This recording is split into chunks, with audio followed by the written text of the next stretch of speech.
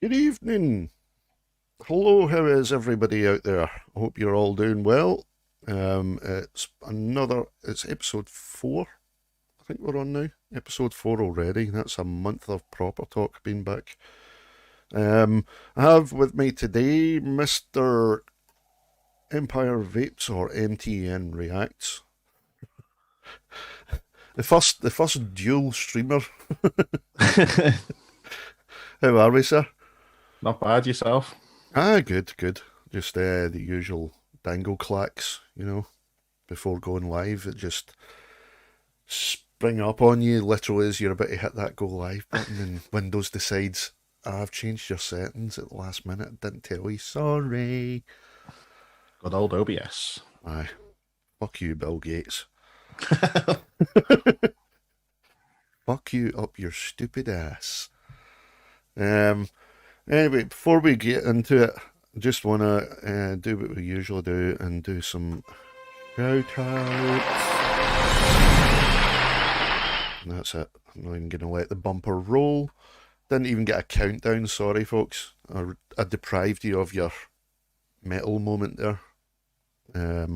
Speaking of metal, just for you, Chris.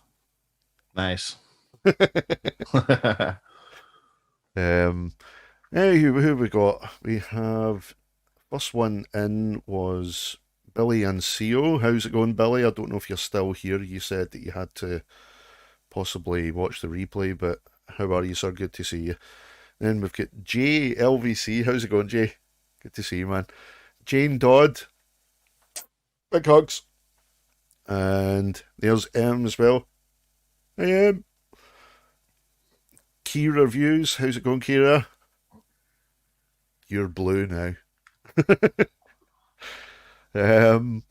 Nomad, how's it going, bro? Good to see you, man. Robert Darkings, good to see you, bro. Robert's always here. Duchess Coils, how's it going, sir? Red and Frank, how are you, sirs? And then Bill Richards, how's it going, Bill? Jenny, big hugs, Jen. And I think I'm catching up here. I think that's... Oh, no. Leviathan. How's it going, sir? This week, keep your eyes open. Something coming. James Rivera, how's it going? Brother Buick. Ingvar M. Loken. Skull. Vapor Bunny, what about you, Bunny?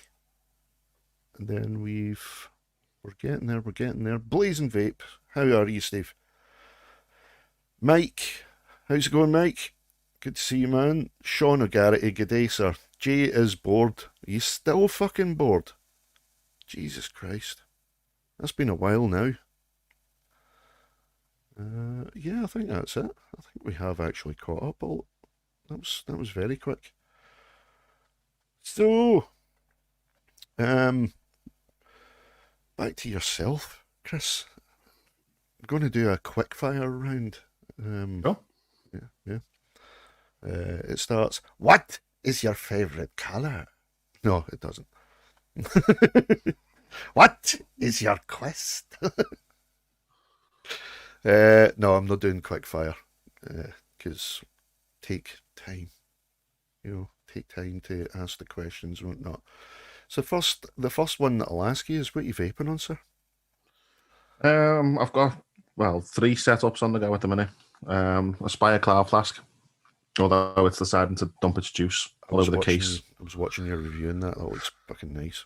It is good, but the longer it's going on, it's kind of falling apart. Ah, shit.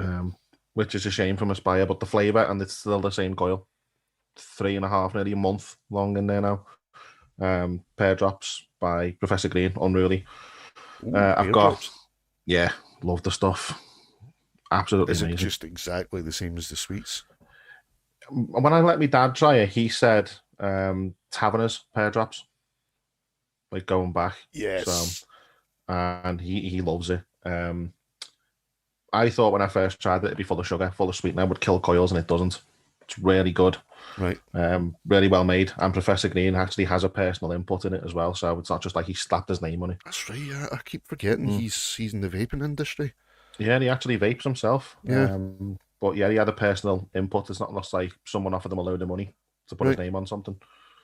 So he came up with the profiles. Yeah, I met him actually. I spoke to him at Vape Jam year before last when he Yeah. was launching it, kind of on the booth with, I think it was the Signature Tips booth that had it, Yeah. one of them. And really down to earth, really approachable.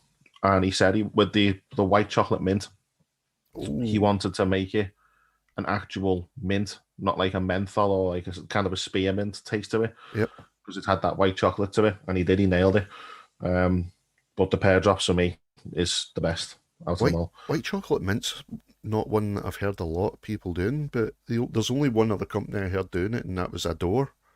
Yeah, They're it's Dark Horse. it's kind of like an after eight sweet, but the chocolate doesn't seem to be as dark, and it's not a powdery flavor to it. It's quite a realistic Yeah. chocolate, so he's nailed it. Usual setup as well, little Bismack CB60, T18 E tank on top with 12 milligram Heisenberg 50/50. And because all my Heisenberg. mods are just breaking at the minute, like I've 3 of them I've broke this week. I've got a sub ohm Jesus. tank on a squonker. Ooh, topside So, dual. Is that the yeah, carbon? topside dual. Yeah, Nice. with the Freemax Mesh Pro 2 on the Tell top. me something. On the carbon, is it the exact same door, or did they actually fix that issue? It's still very rattly, very Is it? loose.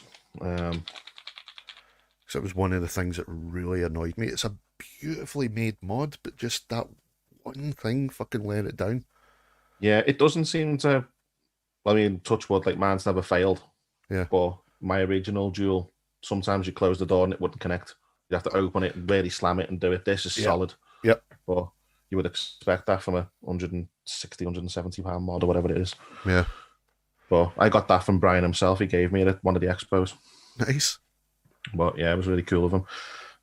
And in that, it has got dripping desserts, rice pudding and custard from Carl at Exceptional Vapes, which is just unreal. A bit of ambrosia. He's nailed it. Has he? Yeah. It's a tough one to get. I've only had a few companies that have got it right, so I need to get his new one because he's just done rice pudding and raspberry jam together. Oh. So that's taking me back to school. Saw a couple of other people there. Blue Bolt Vapes, how's it going, sir? hey, that's Phil. Is it? Yeah, it's one of my subscribers. I thought so, because there's quite a few new faces coming in here, or new names, whatever you want. Good to see you, Blue Bolt. Welcome. Jason Campbell, how's it going, sir? Cal's Irons, the $1 million swivel man. How's it going, sir? And that's it. That's the only other ones that come in there.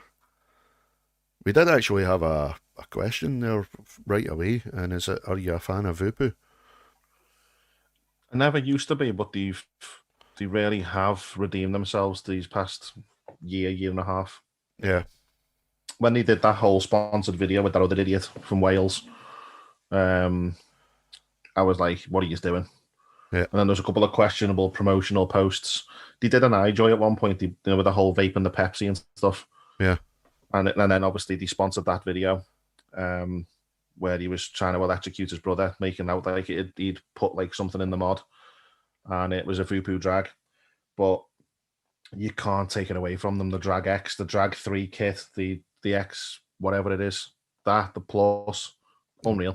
That's the max. But I'll say this, right? Voopoo, I've always been a fan of the Voopoo drag series, right from the very first drag. That gene chip is just, I mean, I know it's a simple display and all the rest of it, but I like that. It's just basic. It does exactly what it says in the tin. It's quick fire, and that PNP system is just fucking genius. Fucking genius. to the point where even is it suicide mods are using it now in Dovpo for the Abyss. You know, they're letting you use the PNP stuff on the Abyss mod. So I love the Argus kit that they brought out, the Dual 18650. yeah, Kira told me to check that out as well. Packaging alone did it for me. It's like a little. I obviously play a lot of airsoft when we're allowed to, Yeah, and it looks like it comes in a little pistol case. nice. So it was really cool, nice. Like I said, I mean, I know they've had a bit of controversy, but I've always been a fan. They're good at what, Yeah, I mean, they are good at what they do. I was very much at the forefront of the. No, I wouldn't say. Well, yeah, it kind of was an attack in a way, but letting people know that they were just being idiots. Yeah, Because the guy that they sponsored the video was one of them typical 7.5 million at the time followers. right. Very much a child orientated channel. Yeah, And you were saying to him in comments in like videos that came out in the future, you should electrify his mod again. And I'm like, come on. it should He was be putting him out with the encouraging. fire extinguisher. Aye, shouldn't be encouraging that shit. Do you know what I mean? Smoke, what about you? Good to see you, man. So go back to the beginning. What was it that made you quit the stinkies, and when was it, and what made you start? It What was was your actually introduction to vaping? it was my best friend, Chris. He's another Chris. He started on it in the very, very early days when it was the typical pen batteries and Yeah, the little tiny C4s and stuff. But yeah, then he got into the kind of fancier tanks that you could sort of rebuild with the silica wicks. yeah, And from there, it was kind of because he used to smoke like crazy. Like he was a heavy, heavy smoker. yeah. Like you get the same hit from this, but you can have strawberry, apple, grape, pear, all these different. I was like, what? And at the time, well, back then he was 24 or 28 milligram. Yeah. And that initial hit was like, oh, that's like first cigarette in the morning every time. See, So that's what I couldn't understand back before I literally started. Literally before I started, it was the flavors that I couldn't understand. yeah, How is a cola or a hazelnut chocolate going to stop you stop you smoking? You know, I didn't get it, and then it was obviously as soon as you start, you're like, oh, I couldn't believe it at the time. I mean, looking back now, my starter kit with three little 10 ml juices, which if you remember used to come with kind of like a little needle tip on the bottles, yep, and you could obviously because the tanks were so small. yep, And I think I paid something like £60 for the kit, a tank, which back then you just throw away and screw a new one on, yeah, and 3 bottles of juice. And I was like, it's expensive at first, but the money obviously you save in the long run. yeah. In today's day and age, you could get a kit that would completely destroy that for less than 25. It's came on leaps and fucking bounds since back then. You know, even just like going from the silica wicks, which I mean, they done the job back then, but let's face it, it was the worst dry hit you could ever fucking get was off a silica wick. It was worse than mesh, and that's saying something. Oh, it was just rotten. And that was it for the rest of the day. Your lungs were, you felt like they were scarred, you know. But it's came a hell of a long way. Because I was in the Cigalite things, and then the cartomizer, like you're saying, with the silica, the wee spinning dialing your wattage at the bottom of the mod thing with the big Like long the vision pen. spinner kind of Yeah, thing. yeah, yeah. I think it only Yeah. went as high as like 15 watts or something like that. 20 watts. And I remember getting this thing and I'm like, I don't even know if that's powerful or not, you know, but See, I had that kit, and then it wasn't long after because I kind of followed him. He yeah, kept on upgrading and upgrading and upgrading, and we got close to the shop that's still there in Liverpool City Centre. They've just moved from where they used to be. Um, my next kit from that was a E-Leaf iStick 50 watt and an Aspire Atlantis, which yeah. just changed my world completely. That was the precursor to the Nautilus, was it? The Atlantis was their first sub-ohm tank Right. because the Nautilus was out before they had the little what are they called? Is it the K1 tanks that had the BVC coils in the little tiny ones? Right. They had them that you could buy individually. But But I mean, I bought a 50-watt mod, sub-ohm tank, spare coils and juice. That was nearly 100, 120, I think, at the time. And I looked at that going, I'm never using 50 watts. I remember being the same, and then obviously as soon as you start coil building, you can only get a decent flavour from low resistance. Yeah. If you are going into the high wattage, and like I could, because going backwards again when I switched over to the mouth to lung, going backwards again to the low wattage, it was like, how the hell is this going to work? You know, and even Well, it's like me. even some of the coils in these, they're low wattage, but for some reason they just work at low wattages, and you still get that same flavours you would for high. I love what they've done with the chip that they've programmed it in so that the minute you put that coil in, it reads it and will not let you go any higher. It's genius. It literally is genius, because I mean, like that, and I know I keep going on about it, but I mean, there's, for talking sakes, I went and bought the other one, another one Yeah. there. I had that Drag X first, and then had to get the Drag Max because that blew me away. But the beauty is, if I've got a point 0.3 coil in there with a different flavour, I can just go, right, take that off. I'm sick of that one. Put that on there. Done. Yeah. That, you know, no having to re-wick or anything. It's just absolutely fucking genius. I just hope they don't do a Geek Vape with that line, because Geek Vape have just, it's like the Aegis Mini, the Aegis Extra Small, the Aegis and size. It's like Voopoo could, because of how successful it is. Yeah. You've got like the drag this, the drag. Just start with bringing something else out. Start riding the name till it's Yeah. fucking dead. See you on. How's it going, sir? Good to see you, man. And Frank Einstein, my favourite troll. How are you, bro? And Matt Millen. Stevie Haynes. Let's go, Stevie. Yeah. So, like, you can tell, as he says, like, you've been vaping a long time. I take it you, that, like, going by what you were saying mod wise, you've been going since about 2013, 2014, I'm assuming.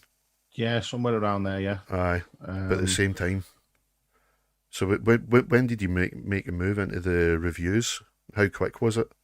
See the story. I mean, some people in chat will know, some people might not. I actually got a job in a vape shop. Mhm.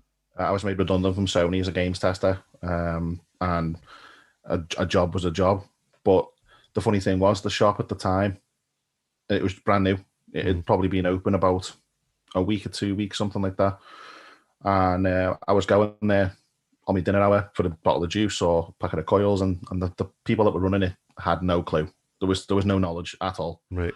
Like, I walked in, as you do back then. I had a Cleto 120, and I was like, pack of Cleto 120 coils, blah blah, juice, this, you know, whatever. And he was like, who makes the Cleto, was it? And instantly I'm like, oh no. But it's within an hour. It's the only shop around. So Yeah.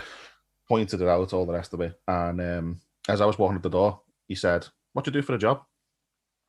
I was like, funny enough, I ain't got one. I've just been made redundant. Mhm. And he was like, do you want to come back a bit later on? And I was like, right, okay. So goes back 7 o'clock. I'll tell a lie, I was working in a call center at the time as well. There's like a little stopgap thing in between. Aye, but we'll be in there. Across the road. Yeah. So I was on my dinner hour for that. That's what it was. And I went back, and it was funny because it's like someone who knew about vaping had written the questions, but he had no idea what he was asking. So I was just blowing his mind, and he went, do you want to start this day, whatever? And it was like, yeah, instantly. Awesome. And it was kind of from day one, customers were coming in, and he was just taking a step back, because I just knew everything at the time for that kit that was available, for what they stocked, all the starter kits and everything. It was a new shop, so a lot of new customers popping their heads in, see what it was about and stuff. Mm-hmm. And he said to me, do you fancy doing our social media? You clearly know what you're talking about. So I was like, right, okay. Started posting on Instagram, doing the Facebook posts and stuff, and promoting deals as you do, prices in there. And I come across vape reviewers on YouTube, like Bobby in work or out of work or whatever. Yeah. Took it to them, showed them, and they were like, oh, okay. And then discovered the likes of Grim, all the American guys, along with Vic. And the lads in the shop at the time were like, you could easily do that. you've got that crazy sense of humor that people would enjoy watching. And I was like, no chance. I couldn't sit in front of a camera. And then it became a thing of I was reviewing products that we stocked as a kind of a, I would never say anything was, bad if it wasn't, or I'd just try and get out of the review for them. Mm-hmm. But at the time, it was a kind of a way of, it furthered my position in the business. Yeah. It gave me something else to do. It promoted the shop, it promoted the stock, and it turned into a pretty big thing straight away. But it was under their channel, so it was the shop name, Right. and that was it. That was just the channel name.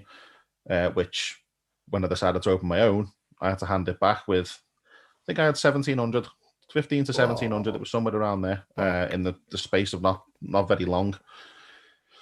Because I can't imagine there would have been a lot of UK reviewers back then. No, to be fair, there wasn't. There was Vic, Mark, Solo, probably some of the old school, maybe Les Picking, some people like that. Like Todd was around then. I know, yeah, rest in peace. Biker, I think, was on the scene. He would have been on the scene by then, definitely. Right. But the UK people that I started watching was Vic, and then I discovered Mark TVP completely by mistake. In the kitchen when he used to review in the kitchen, and I was like, okay, yeah, sub. See, I missed out in the whole UK reviewer thing because I actually got into the YouTube vape thing late on, and it was only through the coil building that I realised all the reviews for the stuff as well. Not realising that there's reviews on YouTube for practically everything, to toilet brushes, you know what I mean? It's unreal. People review cigarettes on YouTube. There's actual and I bet that they do it without any risk of being strucken by. Let's not get into that, because I know you've had your fair share of bother with YouTube lately. I don't know what it is. The good thing is they've actually given me a direct line to YouTube at the minute, so I can talk to them. That's good, man. That's good. And see what's going on. But yeah, with that channel, obviously, they weren't very happy when I was like, here's your keys, I'm opening a shop, which just so happens to be 30 seconds walk from yours. And they were like, right, we want this channel, they want that back, we want this back, all the rest of it is they do. Yeah. And when it sort of sunk in, got over the hype of having my own shop, because I was instantly thinking, I could review that, I could do this, I could put a video out on that, I could do this. And then I was like, that's it, it's gone. Channel's dead. Because the channel blew up. A lot of people think it was on mine. It wasn't. The guys that own the other store also have a wholesalers, so would get live samples, if you like, sent over. Sometimes in retail packaging, sometimes in not. And when the TFV8 come out, he walked into me one day and went, just got this in, no idea what it is. I clearly knew what it was. I'd heard about it. And that review was what made the channel boom, because I reviewed it hungover on a Sunday morning at about 9:30 at 250 watts on an RX200 and fogged the back office out. You couldn't see me. It was just giggles. So that blew the channel up. And then, fast forward to this one. The friends I had at the time were like, you can't give that up. You'll get them back, whatever. So I think I started it as a kind of a shop build vlog channel at the beginning. Yeah. Because it was an estate agent. So we gutted that place and put the counter in, and it was videos on that. Yeah. To try and rebuild the shop. People. Yeah. That's a good idea. And it just took off like crazy from there. But I think as much as I'd probably say about 85 to 90% freedom on the old channel, because there was always someone looking over your shoulder in a way. And they were very kind of, we don't like the language. We don't like the swearing and stuff. It can reflect badly on the store image and that. And again, you've got to respect that. Well, I suppose if it's their channel, but I mean, if it's adult, you have to be an adult to fucking vape in the first place. So I don't see what the problem is. But yeah. But now we started what is now the Empire channel for the shop, and it took about a month, 2 months, and people found it. Yeah. And it went bang, it's just through the roof. That's good. Did you find, I take it would have been easier making the move onto your own channel from doing it for the other company? Take it was a fairly easy transition, having done it before? Yeah, I mean, it was like, obviously, it was starting all over again from the beginning. So it was, new channel, no subscribers. I had to rebrand it all. I just thought, well, why not go with the shop name and just copy what I did before? but promote So myself this time. you did do things differently, made it your own then. Yeah, to a point, and I knew that obviously it was my own business, so what am I going to do? Tell myself off for swearing? So I could just do what I wanted to it within reason, obviously, but that quickly spiraled out of control to me just going in just stupid stuff. It was like press record and just whatever comes out goes on the channel. Yeah, Very little editing at the beginning. yeah. That's class. John Lightbearer, how's it going, sir? Sorry, I didn't see you there. And Samantha. My pie crust. um, so that's the vaping. Like, you took a break and you came back again. How has it been back? I forgot everything. Yeah. Like I was holding a box upside down to the camera, trying to put the pod in the cloud flask. I went to push it in and it just fired out the other side. I muted the mic. So the intro bit, luckily I hadn't opened anything. Were you nervous getting back? Yeah, it was strange because obviously having the other channel, it uploaded that day 2 or 3 videos like nothing. Yeah. But I come to the vape channel and yeah, there was a little bit of shaky hands going on, and my voice at the beginning was a little bit going. I was like, trepidation. Oh, no way. Yeah. Awesome. So, and then during the break, you made the move onto the reactions. What kicked you off in the reaction thing? Because I know you're a metalhead. Yeah. You know, so it was obvious what you were going to do music wise reaction, but what actually get you started doing the reactions? Funny enough, and it's really strange for people who ask. It's through vaping, but not as you would expect. So there's a guy he's quit doing it now, but he's called Truant. But he used to be Vaping Truant Reviews. Right. And he was doing okay when I started my channel. He had about 500 subs, but you could tell, again, like yourself and me, he had the posters in the background and stuff, and you could tell what music he was into. Yeah. And one day he just stopped uploading, and I was like, oh, it's a shame, because he was from Liverpool. He shops with me, comes into my shop, and as you do once you're not doing your vape stuff, I'm just scrolling through YouTube one night watching reaction videos at the time, and he pops up on screen as a reaction channel with 52,000 subscribers. Jesus. And I'm like, you've been gone 3-4 months. Yeah. What the hell? And it was so laid back. Just, it was like watching it or talking to him in person, the way he was talking to the camera. Yeah. And unfortunately, he quit for a couple of really, really sad personal reasons, to be fair. But he came into the shop, and that was the first time I'd seen him, because I was wondering why he hadn't uploaded, because he was daily, without a doubt, every single day, certain time, bang, a video would go up, or 2 videos. And he walked into the shop, and we had a bit of a chat about the reasons I walked away from the vape reviews. And he went, you know what I'm going to say to you, don't you? I'm like, what? He went, do what I did. I'm like, oh, at that time, I was in that mood of fuck everything. Yeah. Like, I don't want to be anywhere near YouTube. I don't want to be near anywhere people can comment, or any other route through back to affecting the business and stuff. And he went, totally different industry, totally different scene.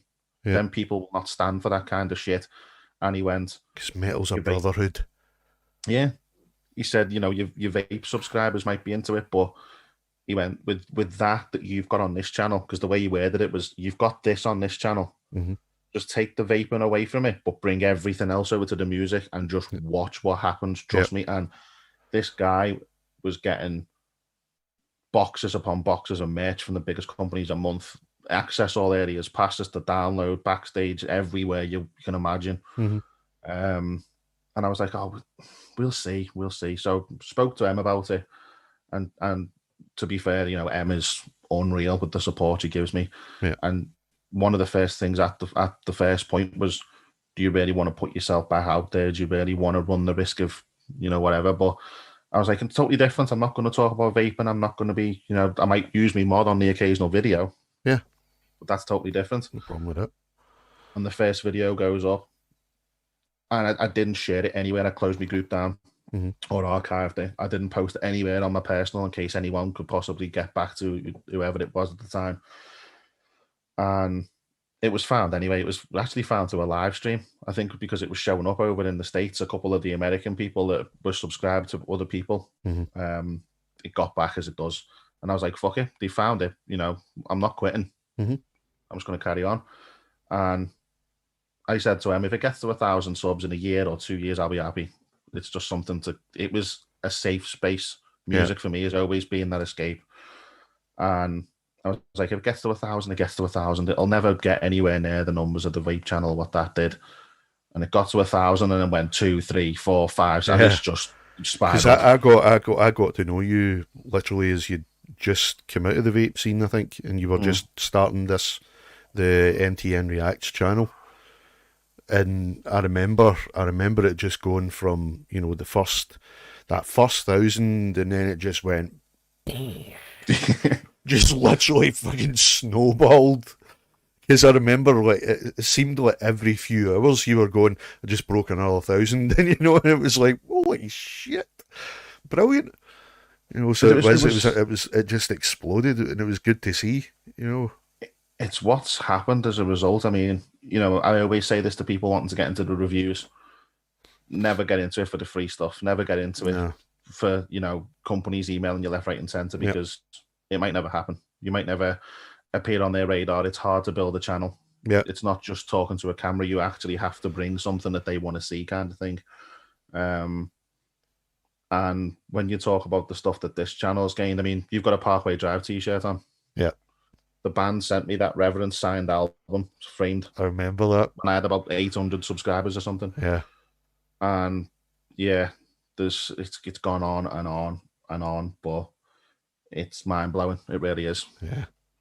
So you see like projected numbers for next year to potentially 100, 150,000 is insane. Jesus.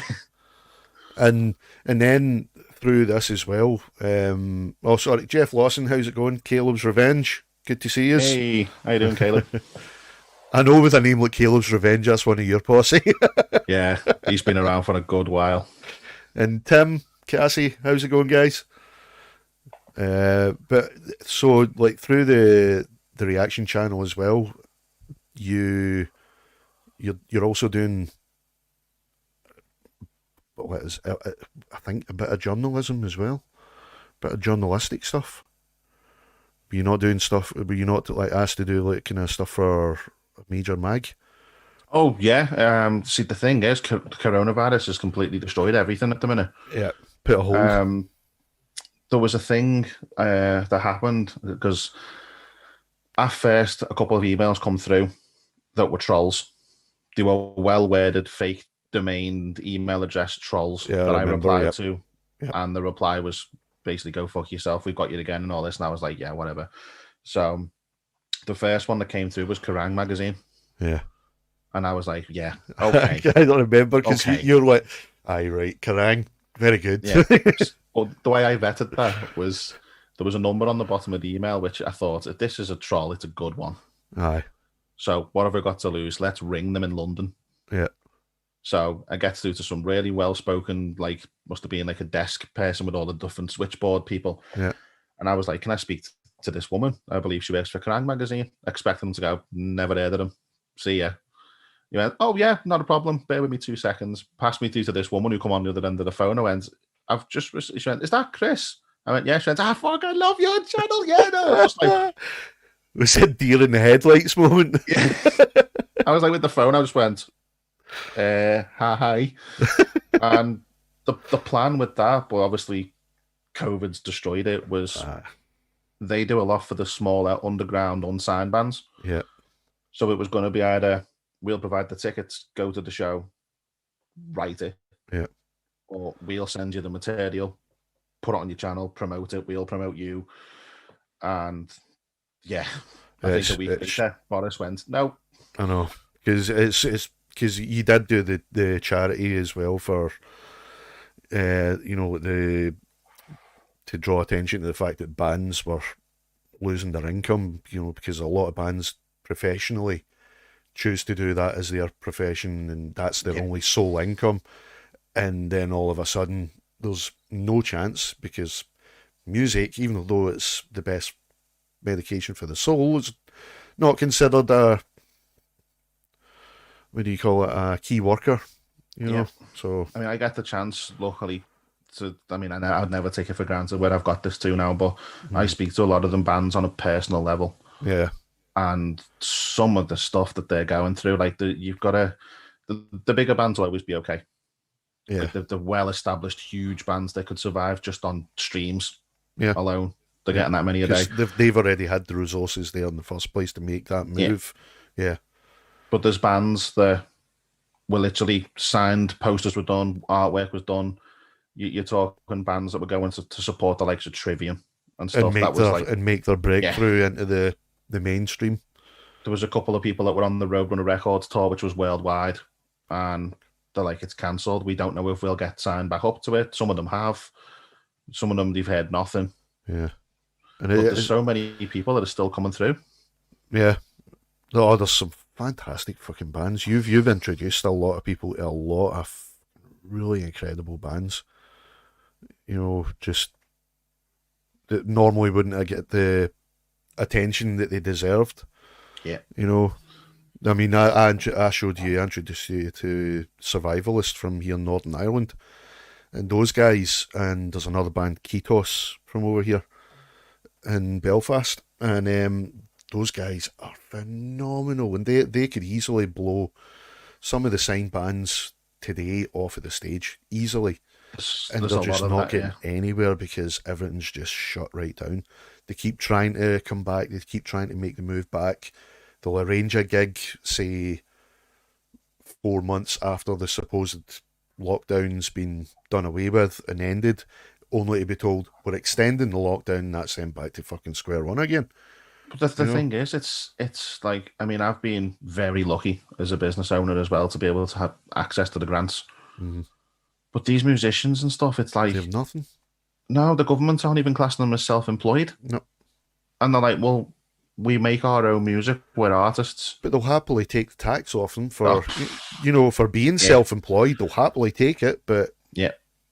But now that they weren't entitled to anything, mm-hmm, a lot of them are on universal credit. mm-hmm. And It's so fucking sad. And you imagine what that's doing to their fucking mental health as well. the thing that pissed me off, and I had to sort of rein it in a little bit because I didn't want to, not so much drama in the music scene kind of thing, but I didn't Mm-hmm. want to come across as trying to be big headed when I'd only just come on the scene in a way. Mm-hmm. But that statement that Rishi Sunak made, where he said simply, "You aren't viable anymore, retrain and go and get an office job." I was wanting to kill him. It's so fucking demeaning, do you know what I mean? When you're an artist, a proper artist, because that's what these guys are. And a lot of the time, they get into music because music's an escape, like you said. Yeah. It's an escape for a lot of people, especially musicians. That's their. Because, like, I mean, my band isn't. We're nothing. We're literally small fry. But that's my outlet for my mental health.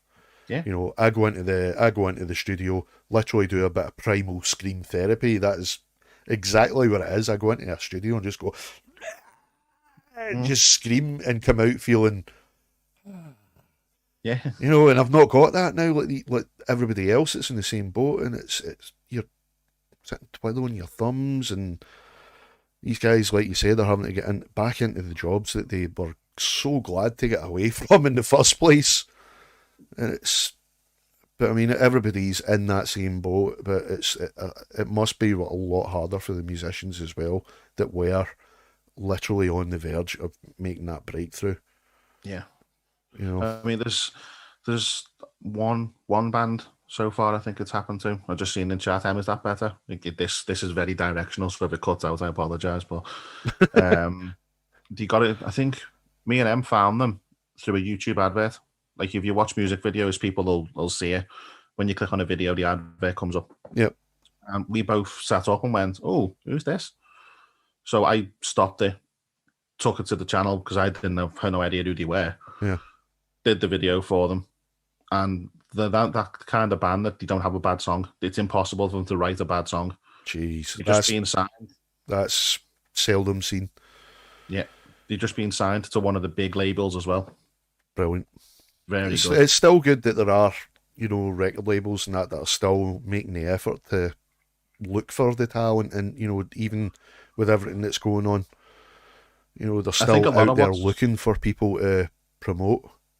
I think a lot of what's going on is it'd be stupid for them not to sign artists, especially the good ones anyway, Yeah. because the scene's going to go crazy when lockdown's lifted and we can actually Oh, go back to can gigs. you imagine the first festival, the first big festival?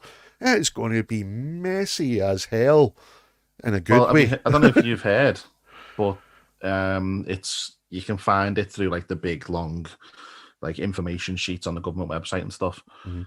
It's hilarious, but they're actually trying to say that for alternative music events, that mosh pits will be banned. Good luck. We're going to listen. Everybody's going to listen to that one. How do you could? No security guy is going to get in the way of that at all. If anything, Now, they'll be joining. They'll be joining the mosh pit. there's been talk of them making. They want them to have screens, perspex screens on the stage, and I'm like, okay, Fuck because that's off! not an I audio thought. engineer's nightmare. Do you know? I thought you were actually going to say screens for the mosh pit. Oh man. I actually had a question in chat there from DE.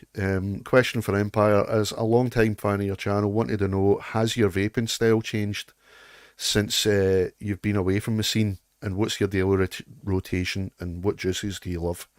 Oh, that's Dara. Yeah, I was going to say he's been a long time subscriber. Yes and no. I mean, I've gone a lot more onto the mouth to lung kind of stuff.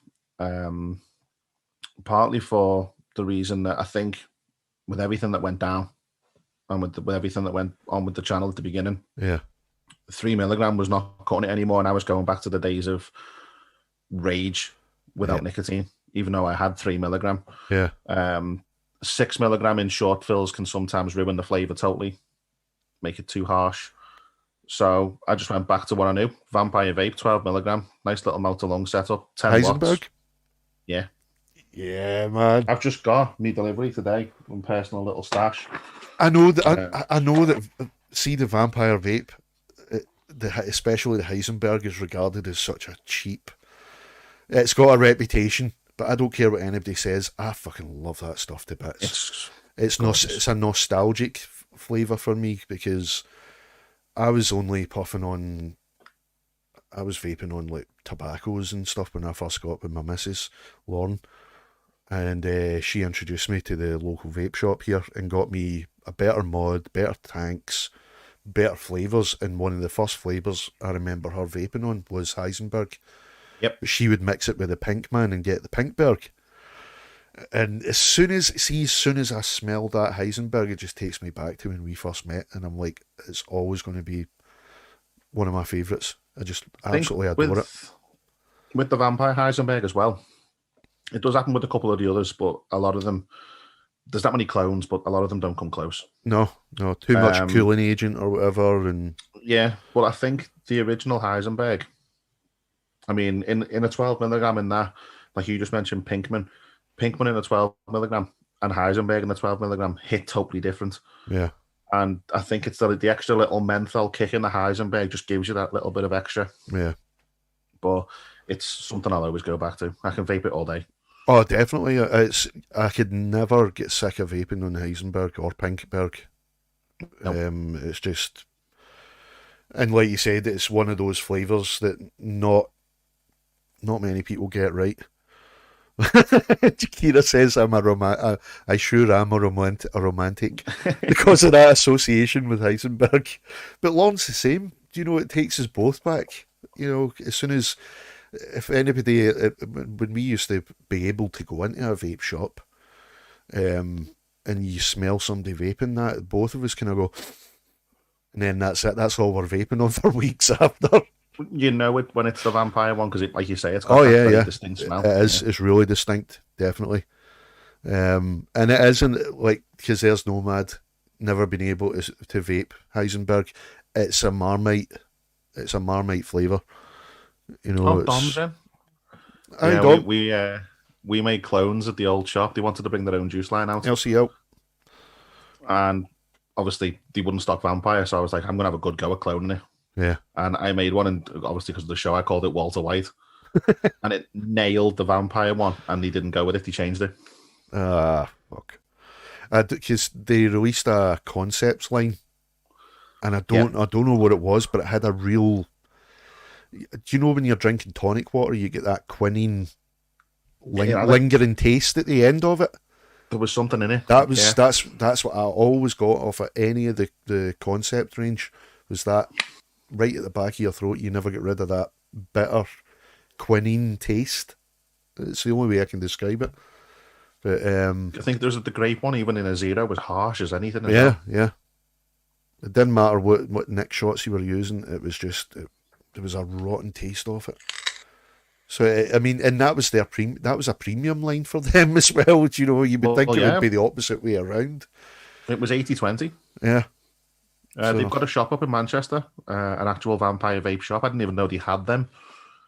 And Jesus. I went to a gig one night and did the whole, oh shit, I've left me juice in the house kind of thing. Aye. Google vape shop, there was one on the corner. It was a vampire vape shop. And I liked they brought a cocktail range out. Yeah. I got the watermelon breeze or whatever it was called. It was like watermelon chill from Elements, but out the sweetener. Oh. Gorgeous. Oh. You know, I haven't had anything from Vampire for a good while. And they done a really nice blackjack. I remember the blackjack. When you were vaping it, you actually expected to look in the mirror and go, and your tongue was black. It was that close. Yeah. So fucking close. That and Black Ice. Black Ice is good by them as well. Oh, yeah, the kind of old Stimmerol black mint. Yeah. Tyler the Vapor, how's it going, sir? I don't know if you're still here. He said he had to go. Yeah, Vapor Bunny says the concepts line was pish. Couldn't have put it better myself. But so being the business owner as well, how are things with everything that's going on? Have you noticed really a change? Frustrating. What kind of allowances have you had to make and changes wise? Well, I mean, the first one is the fact that we have to pay for the shop still that we can't open. Yeah. The landlord still wants his rent every month, which, you know, is the same with the house. There's a couple of things that have really annoyed me. I mean, the shop I used to work in are open as normal with the pot noodles in the window. And because they've now put a machine in there that allows you to cook the pot noodle, the council are fine. You can open, do what you want. I drove past a couple of days ago. I'd been down to the shop to collect the rest of my filament for the printers. And my dad was with me, he took me. We drove past 6 people in there, no masks, no distancing, 3 members of staff behind the counter, no masks, no screens, open as anything, vapor billowing out the door. I requested further information from the council. Yeah. Because there's a form you can either report or request to see if they actually are essential. Mm-hmm. And I got a reply back saying, oh yeah, they serve hot food, but they're allowed, they're fine. So my response to that was, okay, fine, I'll start making toast and bacon butties. I'll be open in the morning. Don't try and find me. Yeah. I remember you say, I can't remember if it was you actually or somebody else, but saying that there was places that were just selling the hand sanitizer, and so long as they were able to provide hand sanitizer, they were allowed to be open. See, the council did try and combat it a little bit. I mean, the first time lockdown, I probably could have opened and they wouldn't have been able to do much, to be fair. But we got the grant, and I was like, you know, the first lockdown, it must be serious kind of thing if he's actually going ahead and doing it. Yeah. But they've combated it in a way now that they say that you must have, I think it's 68 or 69% of your shop space filled with essential goods to be classed as a convenience store. So all they've done is just put extra cabinets with toilet roll in them. Yeah. In the window. But I mean, good on them for trying to clarify and whatnot, council-wise. Good on them for trying to clarify, you know, you need to have a certain percentage of the shop to be classified as a convenience store, but loopholes. I mean, I've gone down the route. I mean, we actually spoke to both our local MPs around where the shop is. There's 2 of them. There's a Green Party one and a Labour Party one. Yeah. And obviously the Labour Party woman's got probably more clout in the Houses of Parliament than the Green Party have. But I said to her, I was like, the government aren't classing us as essential, which I will get to in a minute because it's kind of a double-edged sword. But I said to her, if you look at what the vape shops provided you've got all the PPE, which we did from day one, screens, masks, sanitizer, the lot, distancing signs on the floor and stuff. I was like, if you take 1 million people or 2 million people right now that are currently relying on vape shops, forget the internet, because she tried to throw that one in there. I was like, we've got people who will dislike the internet, they don't trust it. Yeah.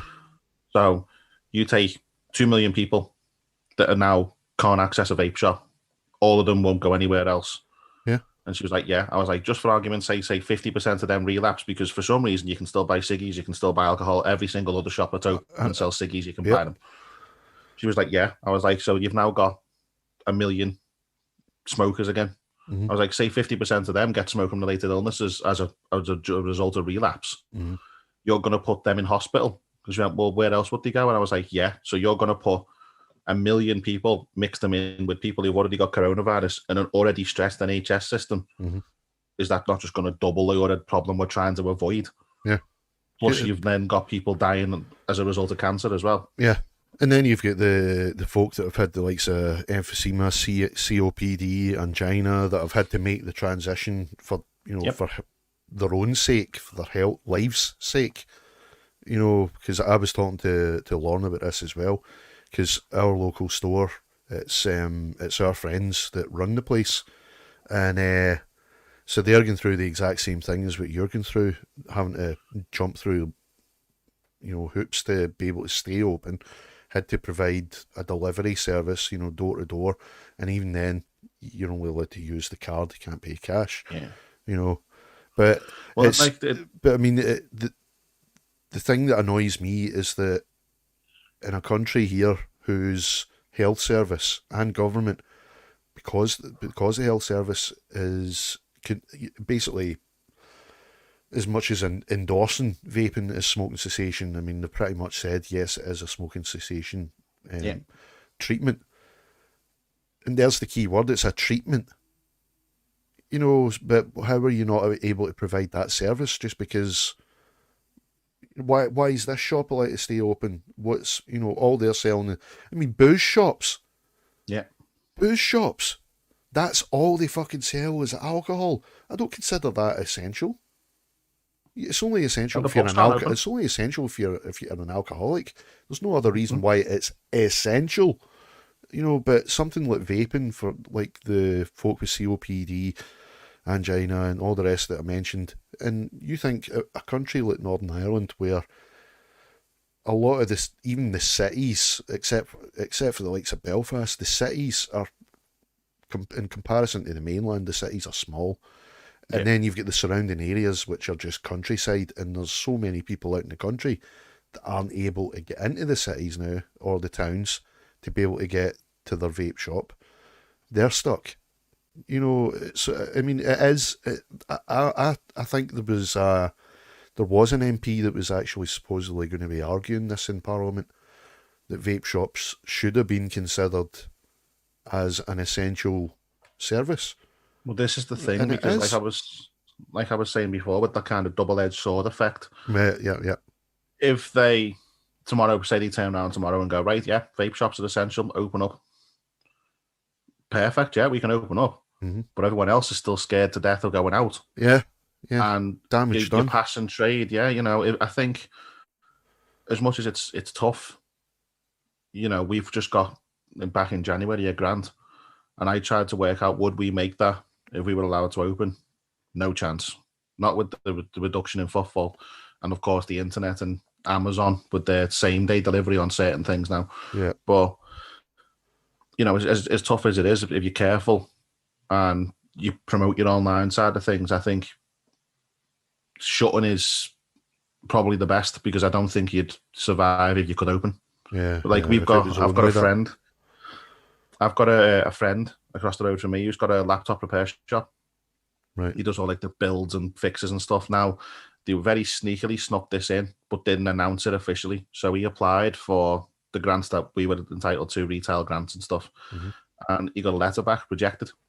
And he's like, why am I ever being rejected? Now, it wasn't officially announced, but they've snuck it in as a little kind of side sentence that you aren't classed as essential officially, but you're also exempt from fines and can open if you want to. So because the government have said if you wish to open, well, if you want to open, you ain't getting any of our money.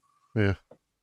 So he's stuck in the same situation that I'd be in, the fact that he can open, but there's no one walking past, because he said a lot of his trade is people will be walking up the road and they'll pop in and go, I keep meaning to pop in. I mean, my laptop screen's broke, or this is how much for the fix, and Yeah. he makes a lot of money that way. Yeah. No one's walking the streets, so there's no passing trade.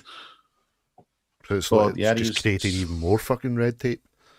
Yeah, I mean, even with our grant, I mean, some councils have been brilliant. Twitter is really good for keeping up to date with council activity. They're all on there. Every single MP has got a Twitter account anyway. There's Graham Mabrow. He's made a good point. He's saying, I think he's basically saying this is what he reckons.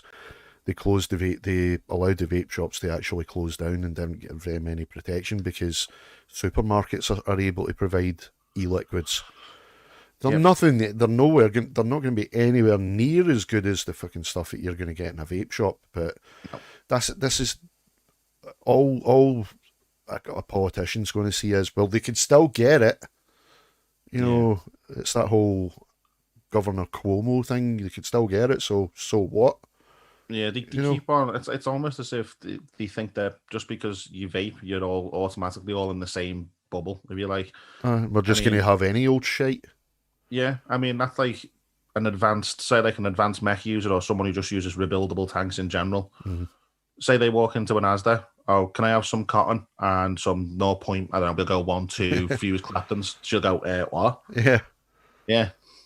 Or wired, or or this isn't working properly, or I need new batteries. I'm forgetting the internet again. Actual accessible stores.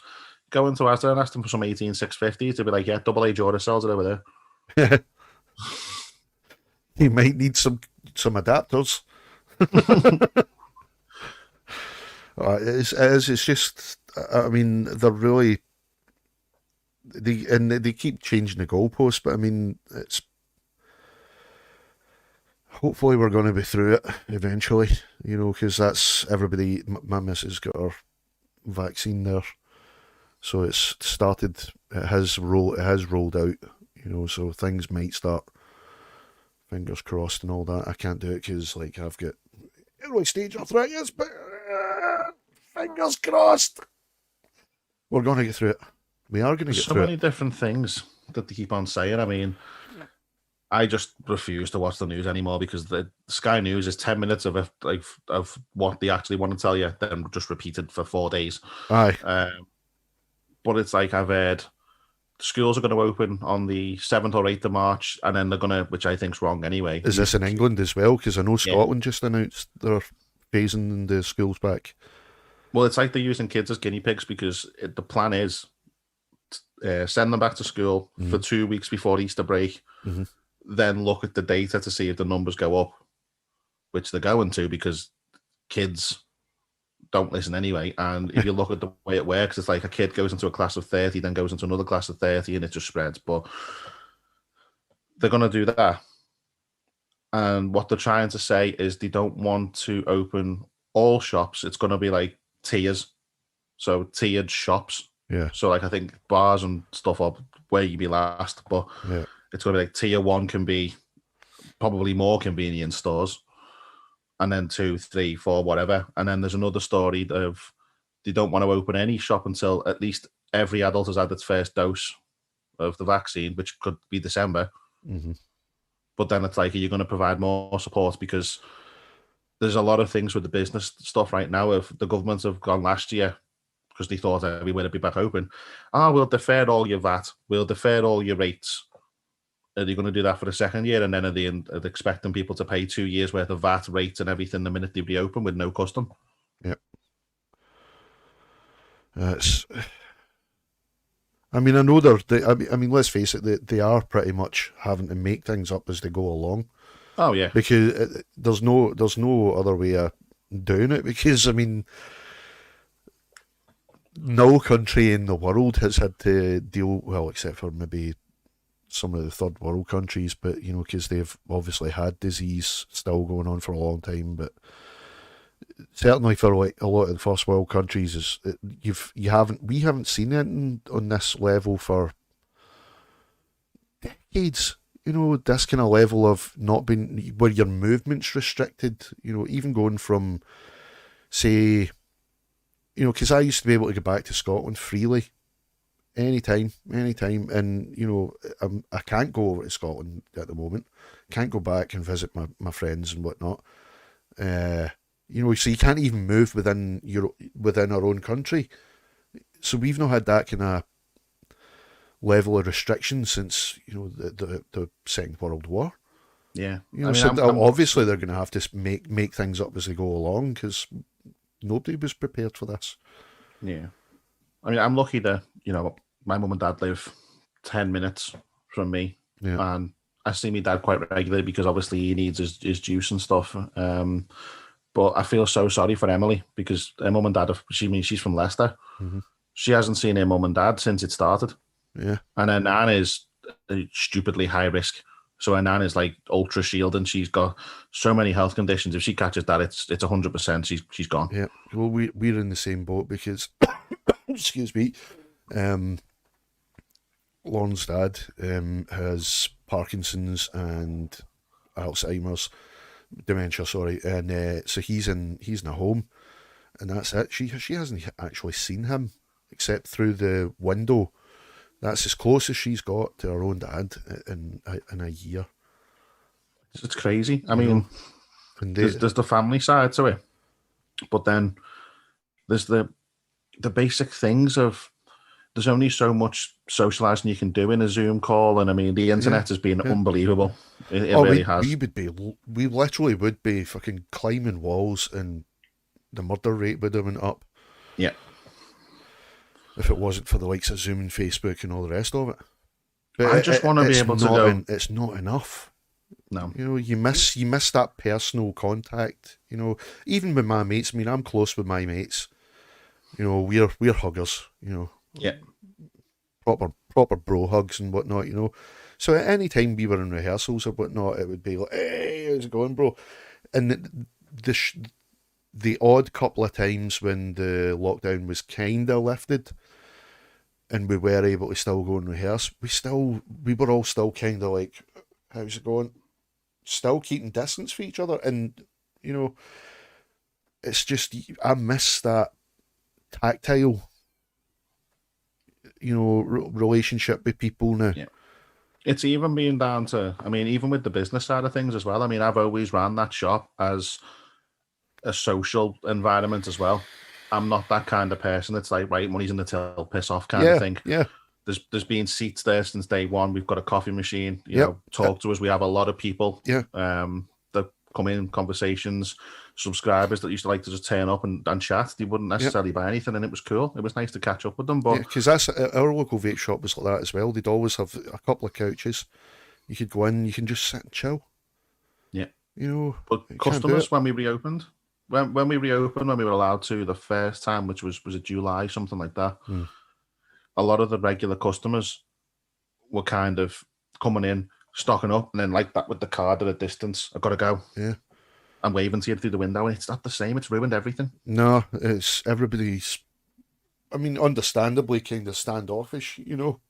But hopefully, as I said, hopefully once the vaccines are kind of starting to get to, you know, the workforce and whatnot, and then because obviously the workforce is going to be the first priority for anybody that doesn't have underlying conditions.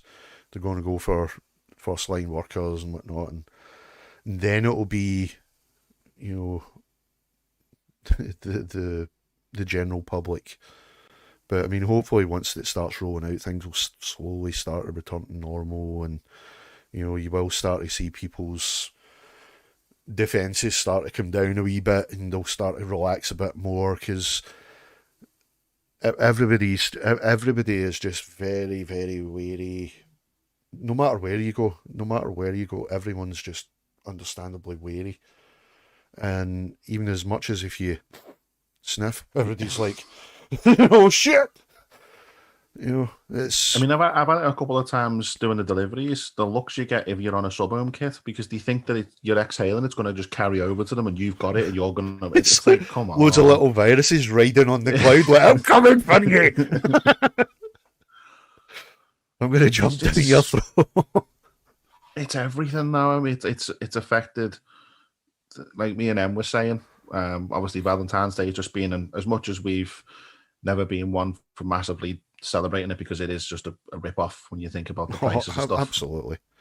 But we said, you know, even if it was just being able to go out for a bite to eat and meal. maybe the odd drink, it's everything that's... Because we would be the same, but I mean, we did enjoy going out for meals and stuff. Just in general, you know, we would go out with the kids or whatever, and we can't get doing that. You can't even go for a bloody coffee as much as a cup of coffee and chill. We've been really lucky. I mean, we get on so well, and we have our own things. Yeah. So, I mean, I'm massively into me 3D printing right now. Em does her crafting. She likes watching her own TV shows. I've got obviously I've got the channels.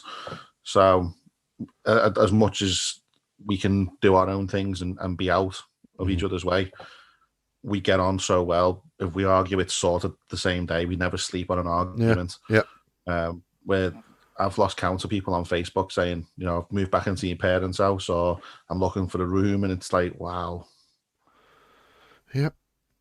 Because obviously it's going to this is putting pressure on, you know, people's general state of mind. You know, it's creating. You feel like a prisoner in your own house. You know. Yeah. I mean, I've worked since I was able to.